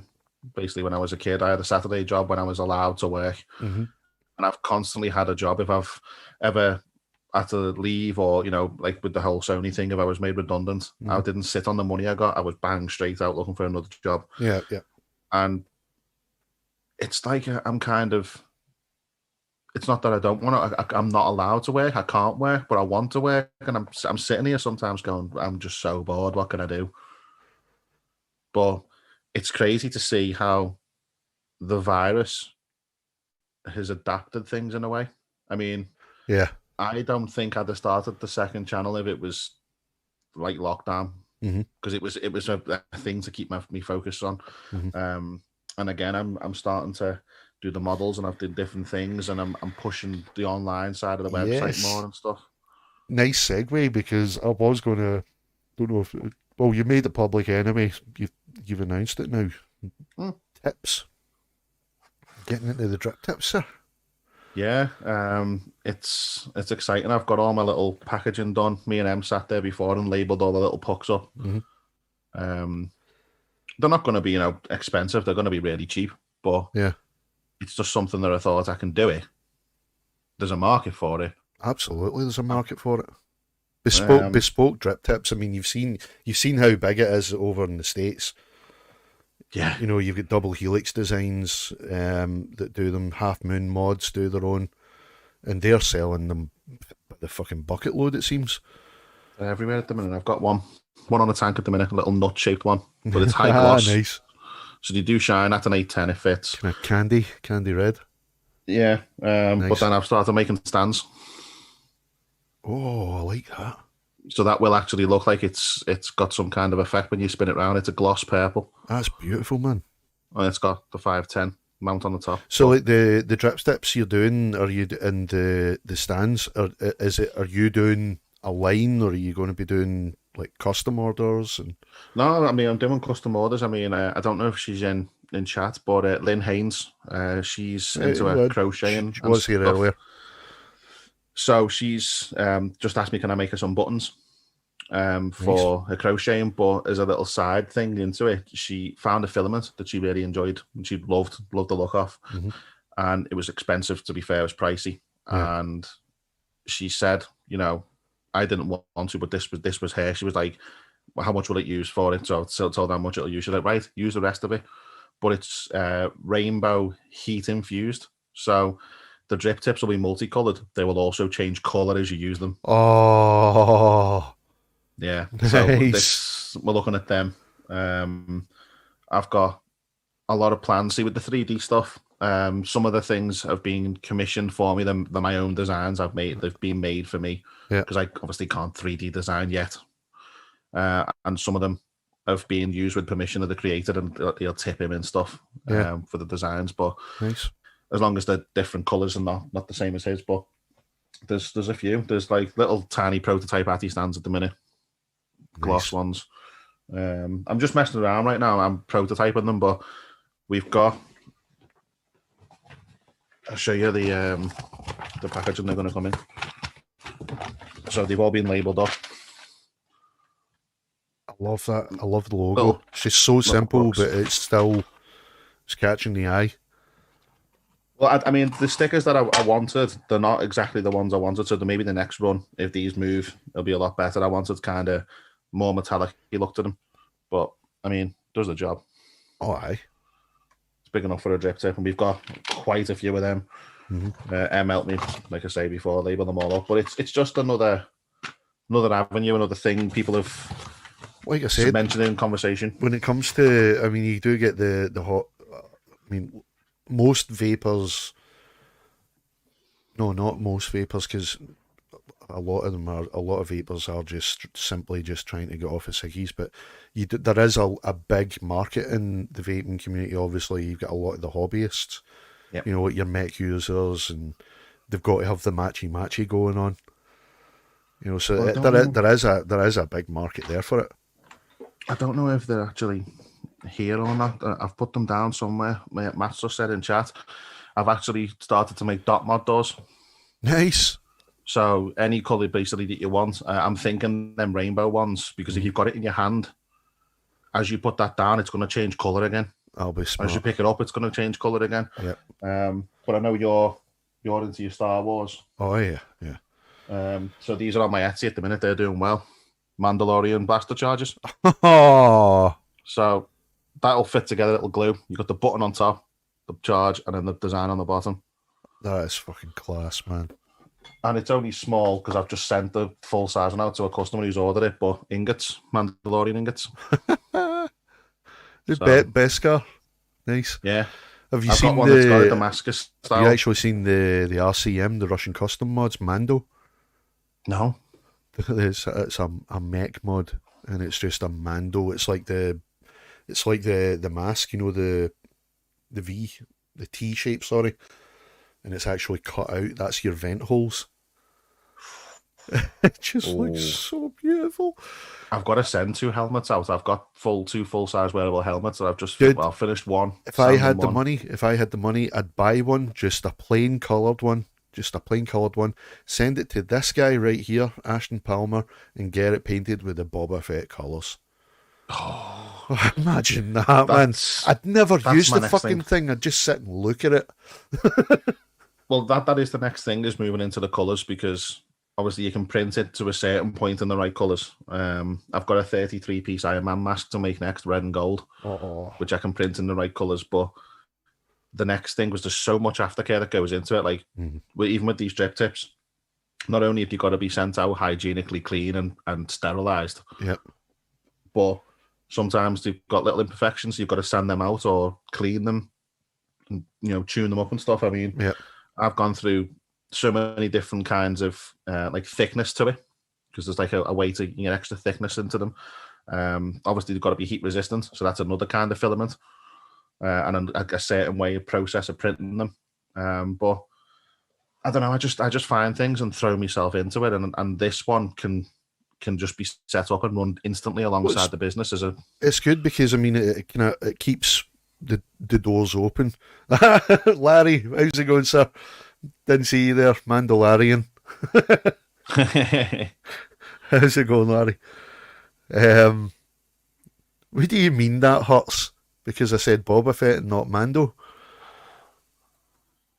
But yeah, I mean, it's there's so many different avenues. I think that's why the vape industry, before all this shit kicked off in the States and then like a fucking cancer spread out to the rest of the fucking world, before everybody started getting anti-vape there was so many avenues you could go down as far as vaping was concerned. Yeah. You know, different sub industries just outside of the mods and the flavors, like the drip tips, the doors, panel doors, cases. You know, there's just so much you can do with So it now. some of the, I mean, I've been looking today again, and I mean, these ones will naturally be more expensive because of just the sheer cost of the filament that you actually have to use. I mean, I'm very close with Johnny from Overkill, Overkill mods, Oh yeah, and we've been talking because of the drip tips, and we can possibly be doing something together as well, which is interesting. But he's opened my eyes to the elite level filaments, if you like. And if I make some of these dot mod doors and billet box doors and stuff from this filament, you're talking just the colour. billet box doors. You can. When it comes to, you'll know yourself, when it comes to anything billet box, you can command whatever price.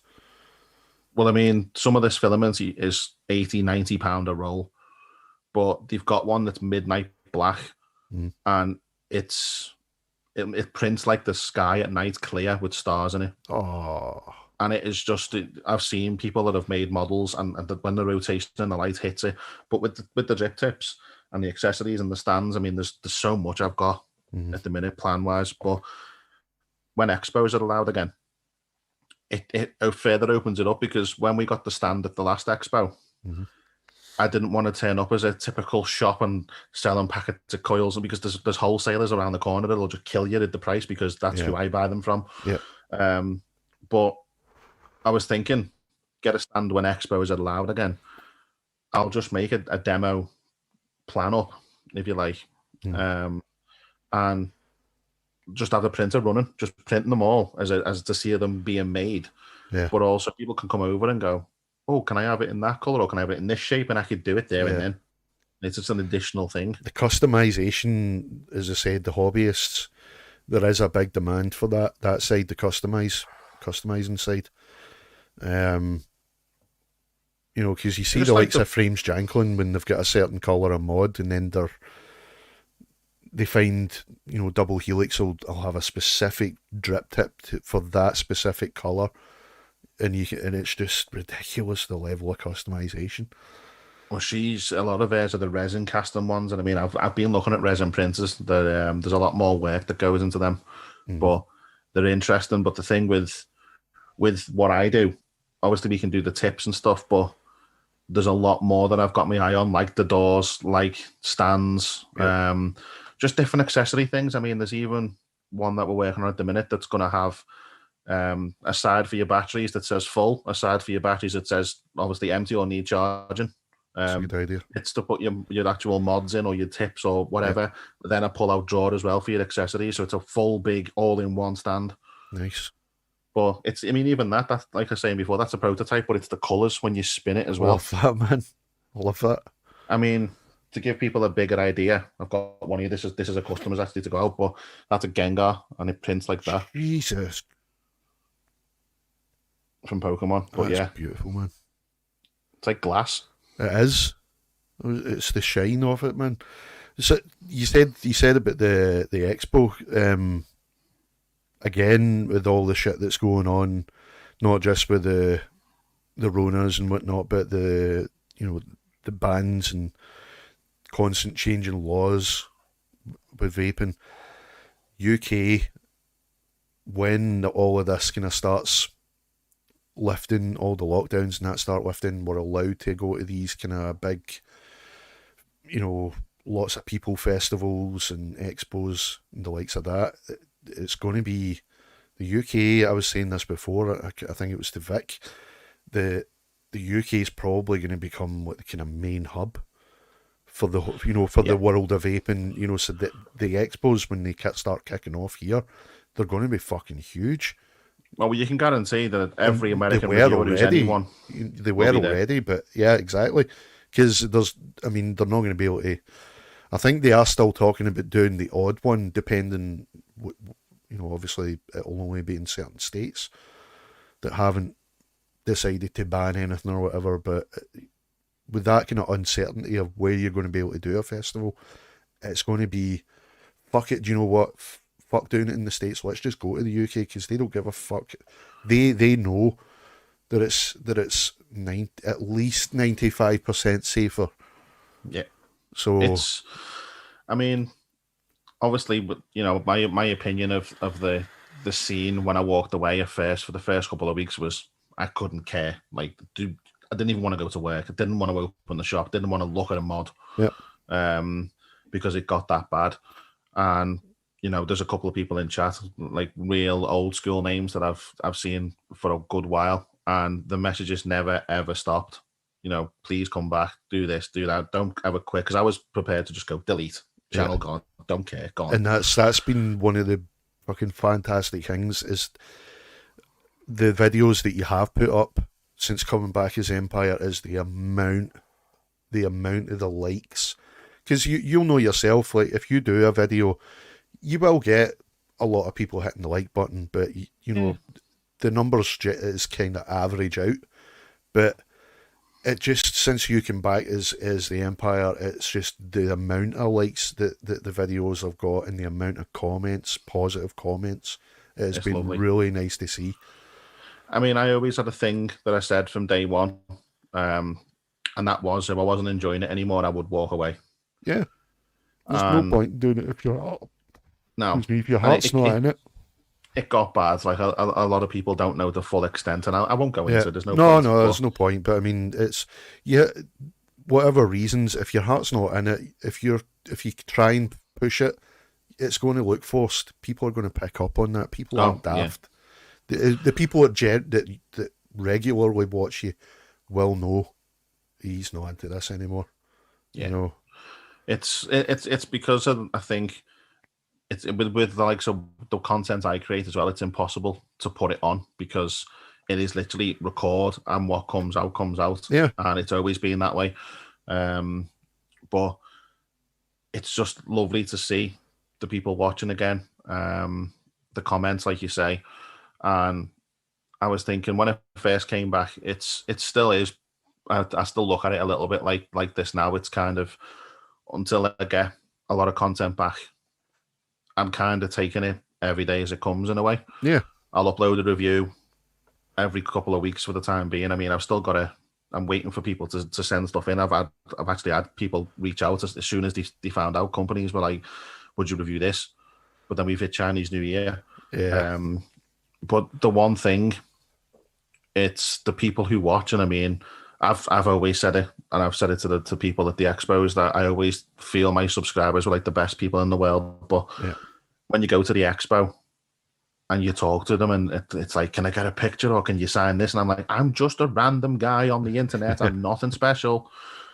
But they're crazy. I love them, and that's why it's always been classed as a kind of an extended family, because when you speak to them in person, and I was speaking to a guy and he was like, my missus watches the soaps, and as soon as the soaps are finished, we then watch an hour and a half of your videos. You are my soaps. And I'm like, what? But it's fun. It will come back. I mean, like I say, the first review back, I tried to make it look a little bit fancy because I've got the gear to do it now. Yeah.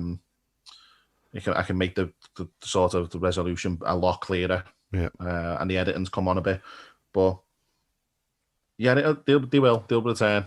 We'll see how it goes. I mean, the response hasn't been what I thought it would. I was expecting a huge barrage of shit, to be fair. But the channel's, it's locked down to the people who will try and comment, shall we say, the subscribers and stuff, the genuine people, it'll show up straight away. But I've sat there, I watched a load of YouTube videos, and I completely locked it down. Yeah. With all the keywords and stuff, so any even mention of it, it's shit. It's shit that you have to do it, but I mean, it's got to be done at the end of the day. So, for the sake of your own fucking sanity, it just takes one fucking person, one fucking bad egg. It was nice to take the break. To be fair, I mean, the scene kind of went stale anyway with the releases, and then the virus, and everything sort of was pushed back, and there was no show, so there was no point in. Yeah, there was a lot of uncertainty going on.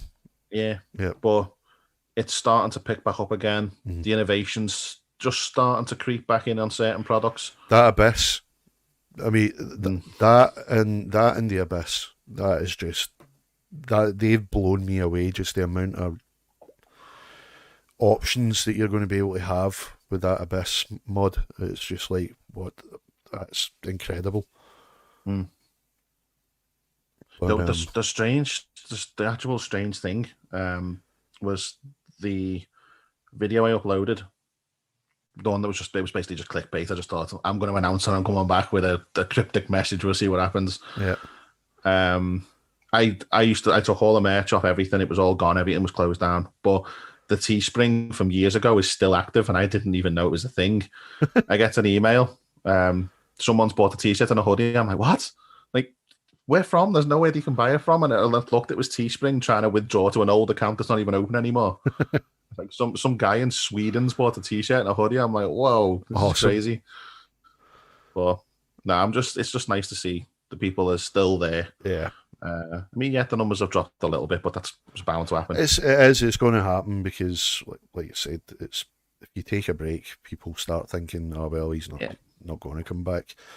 Because I mean, I did say I was gone. I had literally said that's it. I'm going. I didn't even say I'm taking a break. I'm gone. But I mean, and on the other hand, it is good that even though you said that, the channel's still there, you still have retained a large number of fucking people. You know, that shows the faith and the support. You know, the amount of people that still chose to stay subscribed. They didn't just go, said he's quitting, that's it, I'm unsubscribed. It just shows you that on the whole, the community is just that. It's a proper fucking community. It was the day that the first message came through, and I was like, look, probably a bit, it wasn't horrible as much, but it was a bit short. It was like, look, I'm gone. I'm never coming back kind of thing. And, you know, you're talking the occasional phone call to the shop. Have you got this in stock? Yeah. When you putting the review out, is there any chance that you're coming back? And then it was Instagram messages, emails constantly, like one or two pretty much every day for about 6 months up at first. Yeah. And then I'd pop into chat. And of course, there was about 25 different fake accounts of me that people thought it was me. And I'm like, no, it wasn't. Yeah. But I popped up one night and it was like, oh my God, that's the actual channel. Yeah. And he clicked and he could see. But yeah, it's been brilliant to see. I just stuck that little video up and I was like, it'll get 10 or 11 views. People will be like, oh, he's coming back, loads of dislikes. And I checked that it was like 1,000. I'm like, what? Oh, it's fucking fantastic seeing you back, man. Doing what you did love, and like I said, you know, I'm totally into the NTN side as well. Everybody, that Nightbot has been putting the links out there for Chris's channels, and if you're not subscribed, I strongly recommend you do subscribe, especially to the MTN if you are into the metal, because there's some really fucking good shit. Some really good shit. Noticed as well from watching certain videos back on that channel, people who used to watch the vape channel for the humor, yeah, it's 10 times worse. Oh, some of the facial expressions you pull in the videos, man, they're priceless. It's like when I was doing that meme for the Facebook, I was stuck for choice. Not stuck. I was spoilt for choice. I mean, like for facial expressions, because it's like every word you've got a different facial expression. I'm just like, oh man, what am I going to pick? It's funny when the actual band message you. Like I've had a couple of quite big established bands message me going, "You just aren't right in the head. We absolutely love it." Yeah, and they share it everywhere. But yeah, it's a strange channel. It's a bloody great channel. And plus, like, you done the viewer requests a couple of times. You've done them a few times, and that as well, because it's one of the things. What most of the channels that I'll watch are channels that interact with the chat. You know, because I don't. It's just there's a certain level of intimacy there. You know. But that's what I love, and you know, when the viewer request. I mean, you know yourself. I was there you done that for about. I think the first one that I popped into was that was quite a few hours Yeah, that went see, on for. the lives are a tricky one because the way it works, with music on YouTube, obviously there's a hell of a lot of copyright. Yeah, Because yeah, yeah. it's not your material. You are effectively uploading someone else's content. But there is a policy with YouTube. It's fair use, it's commentary and all the rest of it. But when you're doing it live, you are like a non-licensed radio station in some respects. Right. So you've got to be careful with it. But for the interaction and for people with the live request, I mean, there's some of the American guys and Canadian guys that, I mean, I just don't agree with it, but it's kind of they'll go live and they're kind of like a jukebox on screen where you must pay them to do the actual listen. Whereas I just go live and go, send your request. If people put super chats in, which sometimes they do, then that just gets done next. Yeah. But I'll go live with a list of songs in case the chat's a bit quiet, but give it 15, 20 minutes and it's booming. And there was I do like some amount of requests coming in, and the names, you could tell it wasn't just a pigeonhole kind of group of people that, you know, it wasn't all the usual suspects. There was lots and lots of different names, and you could tell the different countries and stuff like that. You know, they're all just there for the same thing.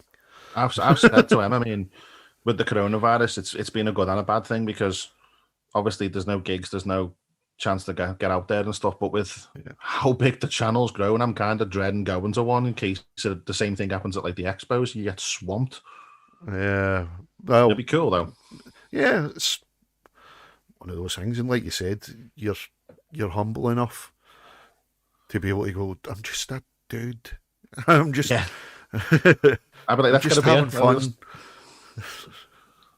But yeah, it's I never even noticed, sir. I'm sorry, we went way over an hour there, and it's you know yourself, we could sit and talk for fucking hours, man.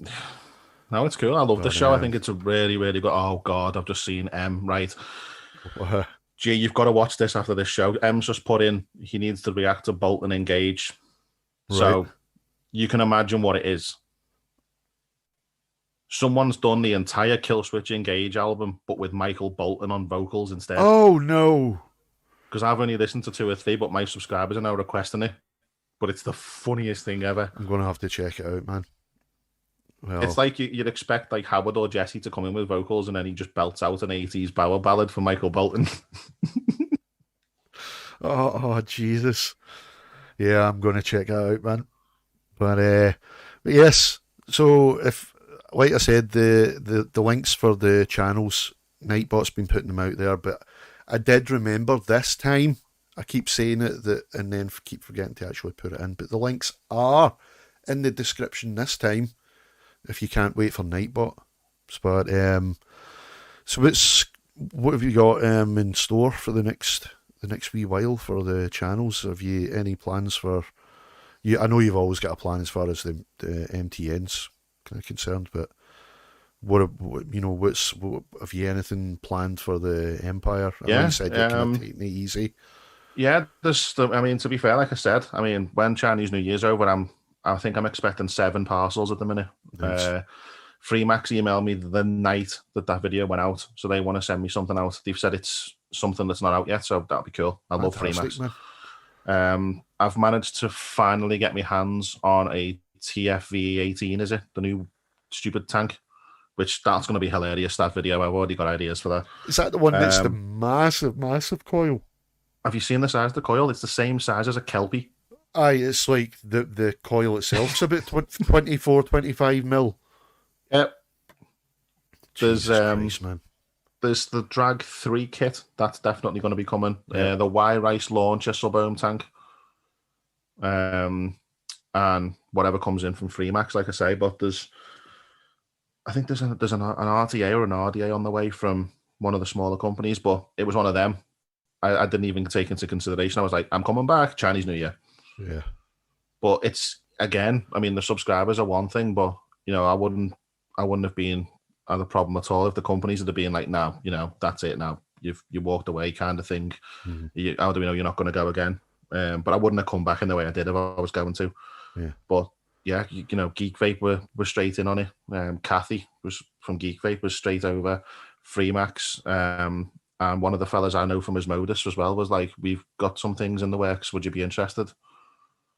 Nice. Even to the point where some of the companies were straight away like, you know, is it going to be like a charge service now? And I'm like, no, never. It's a review. Yeah. Send me the product. I need new mods anyway. So I Yeah. like to personally keep them and use them myself. But Yeah. that was interesting. The Cloud Flask and the juice and stuff, I got that from Evolution, because obviously the wholesalers with the business. That review went up and I got an email from them saying, is that the one you bought from us? I'm like, yeah. You reviewed that? I'm like, yeah. 10 minutes later, you funded it. Wow. So, yeah, I don't think you. So awesome. I wound them up. I was like, I'm going to go and order 3 Hammer of Gods then. I'll expect the money back in about But did have a question there. I don't know if Tim, an advocate for liberty, means for you, but he says, before you go, Star Wars trivia question. So, yeah, fire away, because we're both Star Wars fans. So did you see me fire Baby away. Yoda that Em got me? No. Yeah, Em got me this because she works in game, doesn't she? It's not Baby Yoda. Not Grogu. Oh, man. It's a bobblehead. That is awesome. I love him. I'm obsessed with this thing. Clay, sorry, bro, I never even saw you there. I've been trying to, I have been trying to pay attention to chat, but you know, and Vapor Queen Becky, sorry, I am being very ignorant of the folk that have come in. Gareth Freeride Vapor, how are you, sir? Graham Spears, how's it going? Or is it Spires? I'm sorry, Graham, but you must get really annoyed every time somebody tries to pronounce that surname, and I sympathise. Mr. Anderson. Sorry, I've got to do it for Heed. Mr. Anderson. Good to see you.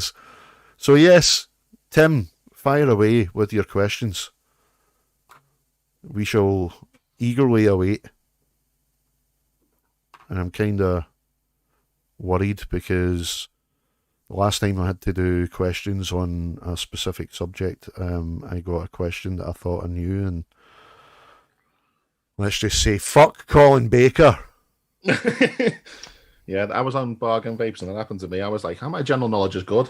Yeah. And the first question was on the Beatles, and I'm like, I'm from Liverpool and didn't know it.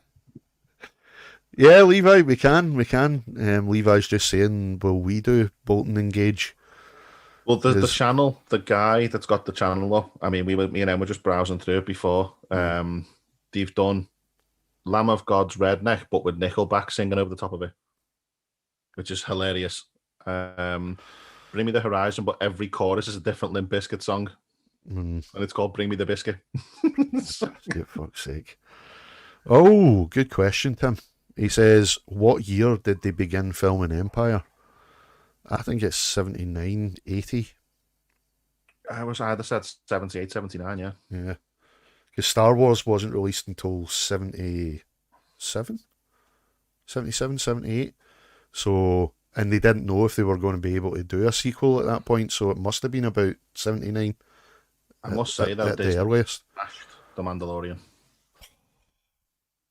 Like, as soon as that was announced, I was like, oh, no. Do you know what? Me and my son, we've been both saying it. Hand over the keys, George Lucas. Just give the keys to Dave Filoni and Jon Favreau. You know it's safe in their hands, and they will treasure that like their own baby. Those guys are Star Wars geniuses. Oh God, Trivium's one of Trivium's songs they've just done over Michael Bublé, but Matt, their vocalist, watched it live on Twitch and was crying. I'm gonna watch that because I'm not a big Trivium fan, but you know, I can appreciate that. It's funny. So I'm assuming you know the answer then, Tim. What year did you say? I said 78, 79. 78, 79. I'm going 79, 80. Yeah, when I first seen Mandalorian, I was like, great, it's going to be Twilight with lightsabers. But no, they smashed it. Yes, Ingvar. I am. I just love your tattoos. You got both of them, haven't you? Yeah. Just to keep the balance, I've got to have one in each side, you know. Just The colour where they are is kept really well. It has. It has. I'm surprised they've lasted this long. And then, of course, I've got to have the balance there again as well. Batman and Joker. Filming began in '78, but most filming was done in '79, released in 1980. Well, Yeah. well, we were both right then. Awesome. Yeah, someone's done a Han Solo in carbonite for the printer. I was tempted to print the biggest one I could, stick it on the wall. Do it. You can get it. Oh, there's so many different things. You can get the Millennium Falcon, which is a 7-day print, Oh, and it'll on my big one. It'd come out big. yeah. There's all the X-wings. There's the lightsabers in detail. Jesus, man. Death Star. Don't let my son hear you say that, because we'll never hear the end of it. It'll be, can we get a printer? Can we get a 3D printer? Can we get a 3D printer? Because he actually designs. He sits and draws out, like, you know, like proper exploded view lightsabers and shit.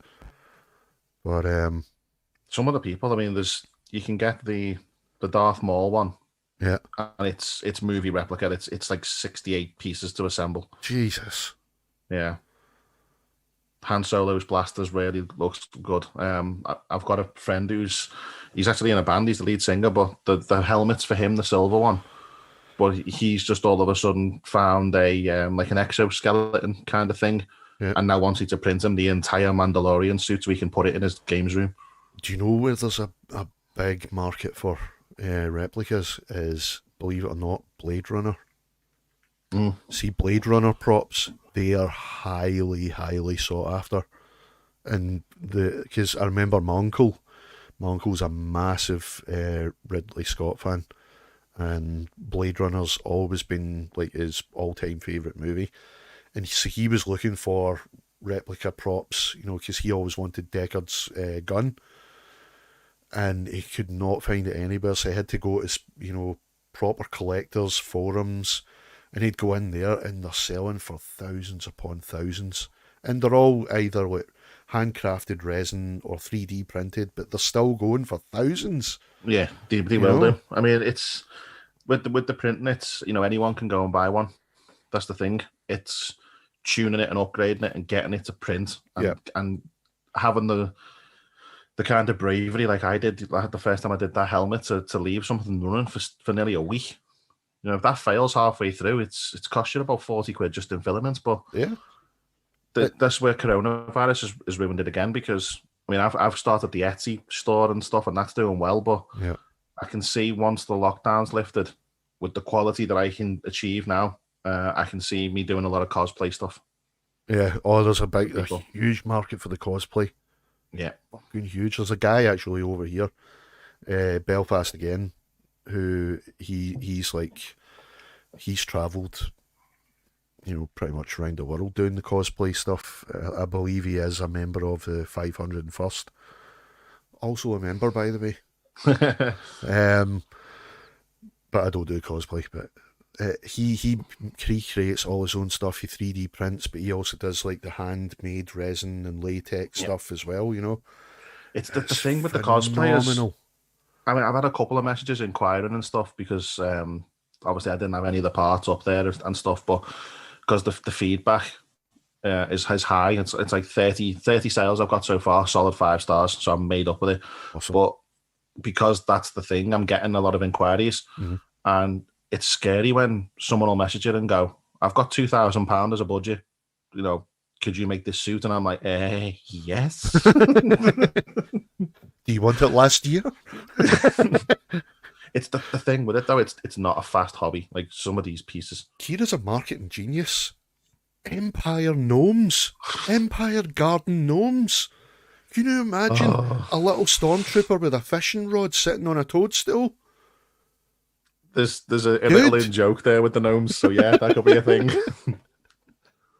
That's genius. I'm going to print a gnome tonight now, guarantee it. But do you know what? I think we'll start wrapping up here, sir, because I honestly could fucking talk to you for fucking hours, man, Yeah. about that shit. But especially when it gets into the collectibles and stuff. Oh, my shelves are full of pop figures. Some of them are the rare ones. I mean, I've got a little tarp thing up now, but there's more behind there. Yeah. And These it's I inherited dangerous. these as well. I inherited these. the Well, pop vinyls. it's dangerous because obviously where M works at the minute as well, she gets Aye. discounts. Yeah. Like that Grogu with Baby Yoda. The minute he came in, she sent me a photo. I'm like, buy it. It's dangerous. The Wall Street of pop vinyl. Buy, buy, buy. Have you seen? I know we're wrapping it up, but have you seen when you're saying before about collectibles? Mm-hmm. I watch a guy he reviews toys and tech and stuff like that, and he's just managed to get his hands on the cast of what becomes the pop figure model. They're just all white. Right. You see what they go for? He's just got. I think it was a Scooby Doo Yeah. cast, $95,000, Holy shit.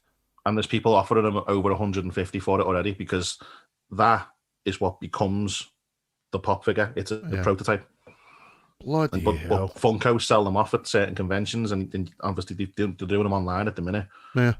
But with the viewers and stuff he gets, I think he's pulling that in quite easy. But yeah, I used to be right into the whole collectible thing. Like, I was in tears. I was near to tears yesterday. We were going through, like, just going, you know what you do. It starts getting to this time of year, and you start going through shit. It's as if the spring cleaning thing's kicking in. And so I was going through like stuff on shelves, and I found a first edition copy of Judgment on Gotham. Ooh, The Simon Bisley, Alan Grant, and can't remember the other. get that in a protector. Alan Wagner. And I've always tried to search to see what it's going for in a collector's, but I've never found anybody anywhere that could give me a quote. But That'll be specialist. I was looking at it yesterday. My son lifted it off his shelf, and I was like, "Hey, be careful with that! Is it in plastic?" It's the first time. It's the first time for years that I've actually worried about that. And I'm like, "Is that in plastic?" And he's like, "No." And I'm like, "Be careful! Be careful! Just don't hold it like that. Hold it like that. Don't even touch the pages. Don't even touch them." I was talking to our next door neighbour yesterday, just randomly, because she was outside. I was coming back from the post office, and she was wondering why we keep getting so many Amazon deliveries. It's all my filament. So she's like, I keep seeing postman at the door. But as I told her what I was doing, she said that their cousin, the kid's cousin, is huge on YouTube. Showed me the channel. But he deals in first and second edition Pokemon cards, the originals. Right. And she was like, he's just sold 2 and bought the same card we've got in cash. I'm just like, what? But a first edition Charizard now is anything $5,000 plus. Holy shit. And in condition, it's like minute little bits that if it's damaged, it just knocks it straight Oh, down. yeah. Because this is why I was near to tears, is because I noticed when my son passed me the actual comic, I looked, and just down at the bottom right of the front cover, just a tiny bit of dog earring, and that was it. As soon as I saw that, I'm like, if that is worth anything, it's going to take at least a few hundred off it, just for that tiny. I mean, it's not even like a fold dog ear. It's just it started to curl up at the edge. But even just that, even to that to a collector is just like, nah, you're gonna have to knock 1,000 off that now. I want to take him. I was talking to the other day when I went to New York. There's a comic book store just off Broadway that's got a first edition, one of the first ever prints Iron Man signed by Stan Lee. Oh God! It's just in glass, like in a big block, and I'm like, that's priceless. Yeah, and there's somebody saying about a voice activated R2D2, like the Star Wars stuff. I had the original Hasbro Millennium Falcon, or was it Mattel? It was one. I think Mattel first, and then Hasbro, yeah. Mattel, and then it was Hasbro. Yeah, you're right. But it was the original Millennium Falcon, and it still had the remote droid that he trains with. And I remember hearing, even without the remote droid, I'm going back to like the early 90s here. back in the early 90s, an original Millennium Falcon without that remote droid was going for a few thousand. And then I'm sitting thinking, what is it going to be worth with the remote droid then? And then Have you seen what Sean's made? Luke Skywalker with the brown cloak instead of the black cloak that he actually had. Yeah. It was a mistake in the production line, and there was so many released with a brown cloak, and I had this, and that was worth a few thousand, and my mum gave them all away. It's like all my old Power Rangers stuff. My mum and dad sold a lot of the car boot sale for like I had a strike, 'cause figure. I remember telling you about this before as well. We were talking about this before, because I came home from high school, and I'm like, somebody had told me what these things were worth, and I'm like, I need to get them out. I'm going to take this and get them valued. And my mum's like, I'm like, Mum, where's my Star Wars stuff? She's like, what do you mean you don't even play with them anymore? And I'm like, you're in your teens, for fuck's sake. And I'm like, where are they? Oh, I gave them away. I mean, I bought that Green Ranger helmet at a Comic-Con, and that was not cheap. Oh, yeah. But I was going to say, when you're on the Star Wars, Sean's 3D printed a R2-D2 that the little Amazon Echo Mini sits in, and then the head goes on. But with the Amazon Echo, you can, I won't say it because people in chat have probably got them, but if you say that the command and then tell it to speak like R2-D2, where the grills are, it'll light up blue, so it looks like he's talking, and then everything you ask it responds in R2-D2, but it's a fully printable one. It's about that big. That's clever. Oh, I'm telling you, if it's probably just as well I'm not a rich man. Because I would sicken people with the amount of pointless shit I would buy. I do need one of those, Grizz. I really do. And how the fuck are you, sir? So Justin good. Crabtree, how are you, bro? But yeah, like I said, Chris, I could fucking sit and talk hours, man, about that shit. And no doubt, once the show is done, we probably still will. But we'll wrap it up here for everybody. Dude, I can't thank you enough for coming on and just forgetting to press the no, I'm not coming on the show button. I love that name.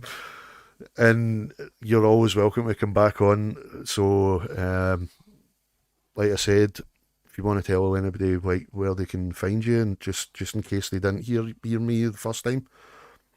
No, I think the links have been in chat, but they have been. So if you're not paying attention to the Nightbot, you're about to find out anyway. Yeah, just I mean, I can type in chat. I'll just put channel so that you know it's me. That's obviously the vape review one, Empire Vape Co. And if you want to dive over and listen to some music, it is on the heavier side of stuff. It is metal type music. Then MTN Reacts, MTN. There you go. You are blue. You have a wrench or a spanner. Ah, thank you. Nurse. Yeah. Nurse, I got excited and punched my microphone because I haven't seen you for fucking ages. How are you? That's another one. I'm glad to see you back onto YouTube. Even though she's just doing gaming streams just now, it's good to see you back, Nurse. Love you too, Kira, and thank you. You know what for. But yeah, do yourselves a favour, and if you are into even just any kind of metal music whatsoever, I thoroughly recommend going over and subscribing to MTN, because some of the reactions are funny as hell. Some of the facial expressions are priceless, man.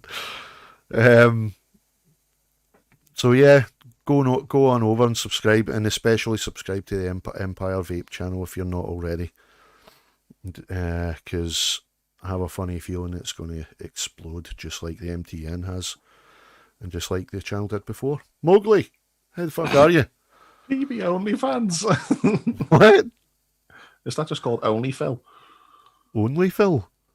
He's got is it actually it must be members. You can't have an OnlyFans, surely. Oh my god. Golf cart review for PB OnlyFans. Dude, I know we said we were wrapping up, but just before you go, have you seen Vape, fellas? No. If anybody has not seen Vape, fellas, yet, it's Phil Basardo. The does the show with Vaping Greek, Demetris. Phil Basardo as in Coolfire mod and the Slide. he done a spoof of Goodfellas. Oh God! But it's all about But the thing is, it's satire. It's funny as hell, but it's got a serious undertone and a proper meaning and message, because it's about all the bands and what people. It's as the way he's done it's so clever. He's really thought it out, and it's like it's pretty much like Goodfellas becoming the black market for the vape industry in America, and what happens to all the kind of main moguls in the business. It's funny as hell, and I strongly recommend you go and watch it, everybody, if you haven't already. I'm going to type it into chat here. It's Vape Fellas. Just even if you type that in on YouTube in the search, you're going to find it. Hilarious. Porsche, how's it going? Haven't seen you in a while. I'm doing very well, thanks. But yes, so again, thank you very much for coming on, Chris. Fucking love you, man, and it's so good to see you come back to the vape fucking game again, man. Really, really good. I know I got to know you just as you'd kind of taken the time off and that, but yeah, I could tell just for what I did see you, the stuff, you were right into it, so, and you did love doing it, so it's good that you're back doing it again, and I wish you all the success in the fucking world, man. Cheers. And everybody in chat, thanks very much, guys. And the spanners, thank you, a big fucking thank you to the spanners for showing up, and all the new spanners, welcome. Because I did make a lot of you spanners there without even saying. Don't worry, there's no responsibility. It's just, if it's just my way of saying thanks, and I appreciate you. You're now a spanner, and you have that hammer to bring down on the assholes now. So yeah. Thanks again, Chris, and everybody. We'll be back next week. Haven't got anyone lined up, but I have an idea who's going to be coming on. Just keep your eyes open. You know who it'll be as soon as you see a meme. So just keep an eye out for a meme. It'll maybe just dangle a carrot to let you know who it is that's coming on, or it might just, like the one with Chris, it might actually just come right out and show you who's coming on. So, yeah, thanks very much, guys. So, look after yourselves. Look after each other, and wash your hands, you dirty bastards. And I'll see you in the next one, okay? And love you all. All right, and bye. Outro.